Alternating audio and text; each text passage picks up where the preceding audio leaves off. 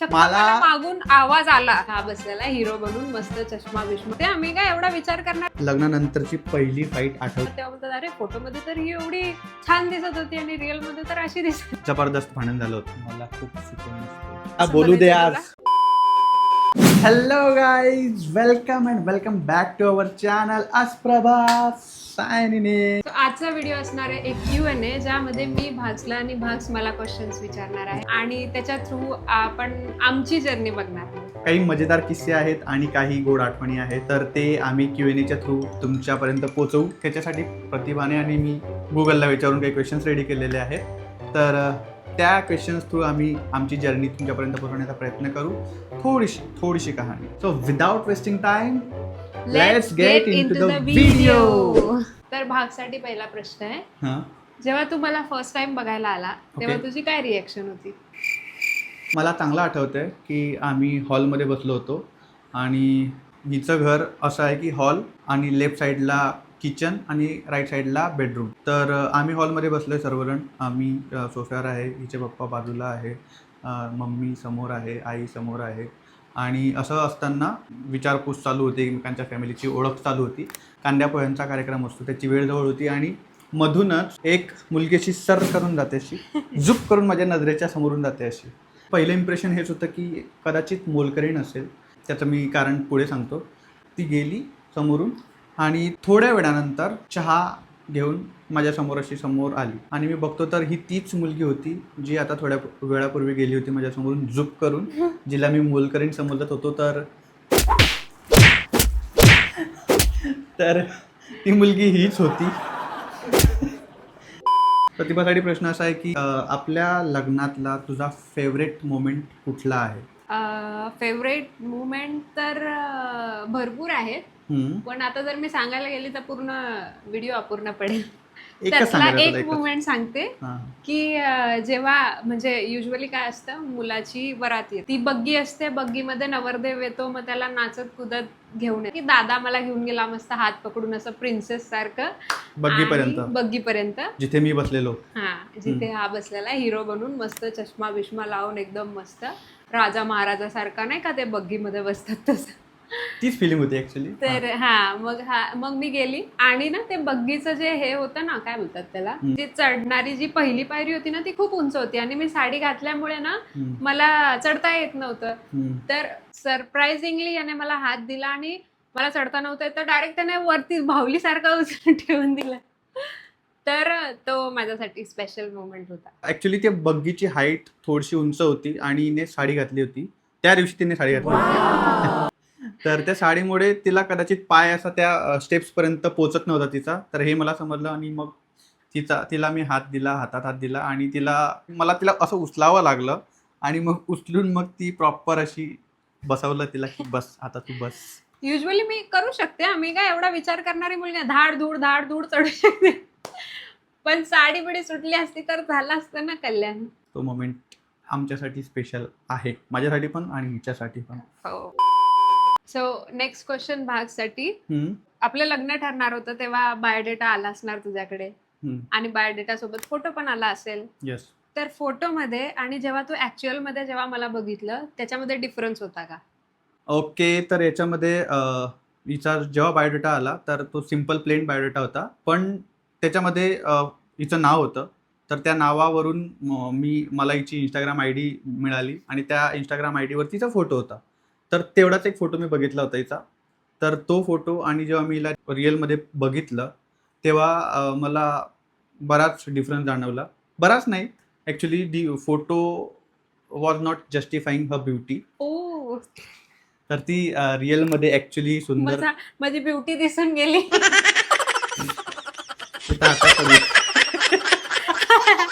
आताची ब्युटी तर तेव्हा तिला चांगले दात होते. फोटोपेक्षा समोर खूप जास्त सुंदर दिसत होती. तर हां, obviously there was a difference, clear difference, जमीन आसमानचा डिफरन्स. गॉड, असा डिफरन्स होता. येस. थँक्यू. ते काहीतरी मला वेगळं ऐकायला येतंय. युजली लोक फोटो बघतात आणि जेव्हा रिअल मध्ये बघायला जातात तेव्हा बोलतात अरे फोटोमध्ये तर ही एवढी छान दिसत होती आणि रिअल मध्ये तर अशी दिसायला लागली. So I am lucky. मला असं वाटायला लागलं की लकी आहे की माझ्या बाबतीत काहीतरी अपोजिट झाले. True that. तर पुढचा प्रश्न प्रतिभासाठी असा आहे की तुला आपली लग्नानंतरची पहिली फाईट आठवते का? ती कुठे आणि कशी झाली? किंवा त्याचं काही बॅकग्राऊंड स्टोरी आहे का तुझ्याकडे? हा, तर तुम्हाला विश्वास बसणार नाही मित्रांनो की हम्म. आमचं पहिलं भांडण कुठे झालं होतं? हनीमूनला. हा, यू हर्ड इट राईट. हनीमूनला आम्ही आमचं पहिलं भांडण केलं होतं आणि ते पण खूप जोरदार भांडण होतं आणि ते पण खूप क्षुल्लकशा कारणावरून. तर आम्ही गेलेलो हनीमूनला केरलाला आणि तिथे टी गार्डन होतं आणि टी गार्डनमध्ये तुम्हाला तर माहितीच आहे की किती म्हणजे ती फिलिंगच खूप वेगळी आहे. ग्रीनरी, फुल ग्रीनरी आणि तुम्ही फोटो काढायला तुमचा कॅमेरा काढणार नाही असं होऊच शकत नाही. तर ती ब्युटी कॅप्चर करण्यासाठी बघ तुला येस, तर मला ॲक्च्युली फोटोग्राफीचा खूप आवड आहे. मी बऱ्यापैकी मला असं वाटतं की एखादे चांगले फोटोज माझ्या कॅमेरामध्ये कैद झाले पाहिजे. तर जी सिनरी होती ती बघून मला असं वाटलं की चला आपण आता माझ्या बायकोचे चांगले चांगले फोटोज आणि व्हिडिओज काढू. तर मीला म्हटलं की प्रतिभा, मी तुला शूट करतो मागून, तू पुढे चल. तर ही अशी पुढे निघाली आणि मी असा मागे कॅमेरा धरून बसलो. मी मस्त माझ्या गाऊन मध्ये अशी भारी भरत मस्त अशी त्या गार्डन मध्ये फिरत होती. हां, तर मी मागे असा कॅमेरा घेऊन तिच्या मागे होतो की चला ही आता पोजेस देईल चांगले. मी कॅमेरा असा धरून बसलोय आणि ती अशी चालते. आणि मला असं वाटलं की आता पलटेल, तेव्हा पलटेल, आता पलटेल. ती पलटतच नाहीये. आणि चक्क मला- मला मागून आवाज आला जोरात ओरडायचा की प्रतिभा तुला कळत नाहीये का की तुला पोज द्यायला पाहिजे, मी इथे कॅमेरा पकडून बसलोय. भांडण. आणि या कारणावरून आमचं जबरदस्त भांडण झालं होतं. जबरदस्त नाही, पण हां, बऱ्यापैकी 2 दिवस चाललं होतं भांडण. 2 दिवस म्हणजे शांततेत 2 दिवस भांडण चालू होतं. शांततेत. No talk. अशी होती आमची फर्स्ट First फाईट. आणि ती आमच्या नेहमी लक्षात राहणार कारण ती हनीमूनला झाली होती. तर नेक्स्ट क्वेश्चन तुझ्यासाठी आहे भाग, की जेव्हा मी माहेरी जाते तेव्हा तुला कसं वाटतं? खरं सांगू का खोटं? खरं सांग. माझे एक्सप्रेशन्स पण बघून घे. खरं सांगायला गेलं तर मित्रांनो, मला खूप सुकून नसतो. जेन्युइनली मी सांगतोय माझ्या खऱ्या भावना.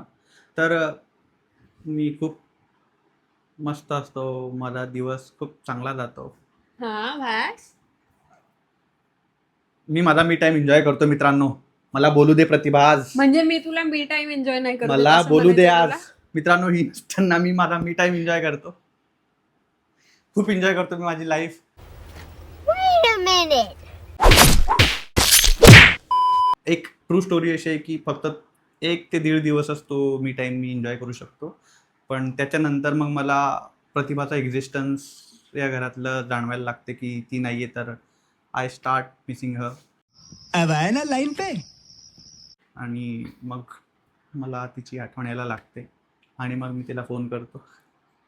मग तू मला फोन करतो 2 दिवस एन्जॉय केल्यानंतर तिसऱ्या ये दिवशी प्रतिभा. याला माझी आठवण येते. हा, तर पुढचा प्रश्न प्रतिभासाठी असा आहे की पहिला मेसेज कोणी केला होता आपल्यापैकी एकमेकांना आणि कधी आणि काय ऑकेजन होतं आणि काय होता तो मेसेज? तर आठवतंय का तुला मेसेज? हो, मला आठवतोय ना. तर पहिला मेसेज भाग्सने केला होता मला माझ्या बर्थडेच्या 1 मिनिट आधी. 11:59 झाले होते आणि त्याने मला हॅपी बर्थडे मेसेज सेंड केला होता. ज्याचा रिप्लाय मला नेक्स्ट डे 11:09 आला होता. तर नेक्स्ट क्वेश्चन आहे भागसाठी. लग्नाआधी तुला काय गैरसमज होता माझ्याबद्दल जो ऍक्च्युअल मध्ये लग्नानंतर नाहीये? गैरसमज तुझ्याबद्दल,